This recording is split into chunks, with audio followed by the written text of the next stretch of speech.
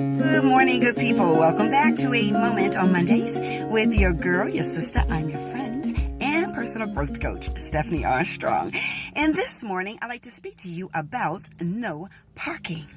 I was attempting to find a parking space, but I had to circle around the parking lot several times because the parking lot was full, except for there were several parking spaces, but there was no parking signs in those spaces.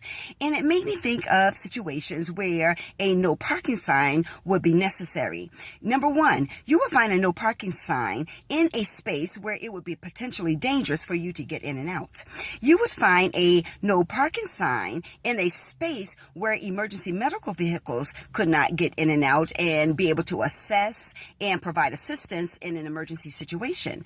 Number three, you would find a no parking sign in a space that's designated for a person, persons, or a particular company or an organization. So it is with your life.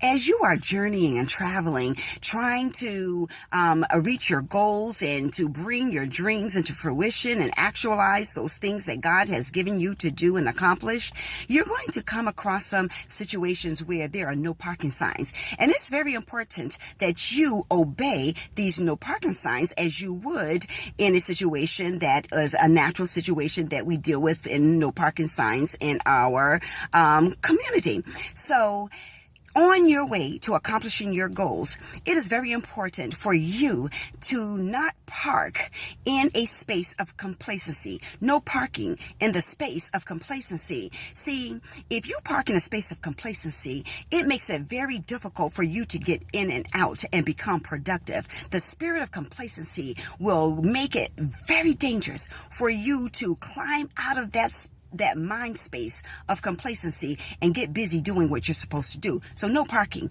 in the spirit and place and space of complacency. Number two, no parking in the space of complaining. When parking in the space of complaining, guess what happens? You make it extremely difficult to utilize tools that are right there in front of you because you're complaining. So no parking in the space of complaining. You have to make sure that you are able to fairly assess your situation or your progress and utilize the tools and instruments that are right there in front of you. Number three, no parking in the space of criticism. You cannot afford to park in the space of criticism because other people are parked in that space. That space is designated for people who have no ambition, or maybe not so much no ambition, but not for you because you have goals to accomplish. So you cannot park in the space that's designated for someone else that wants to own the spirit of criticism. So all I'm really saying is no parking in the spirit, in the place, and space of criticism, because that space is not designated for you because you're going places. So when all is said and done, your assignment for this week is to make sure that you are paying attention and adhering to no parking signs. No parking in the space of complacency, no parking in the space of complaining, and no parking in the space of criticism.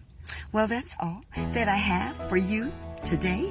I want you to make this your best day ever, and make sure that you are on task and that you are staying focused and that you are looking and expecting God to do great things for you.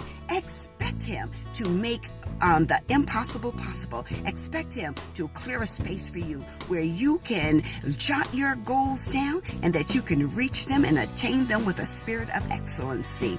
Well, I will see you on next Monday, but until then, make this your best day ever.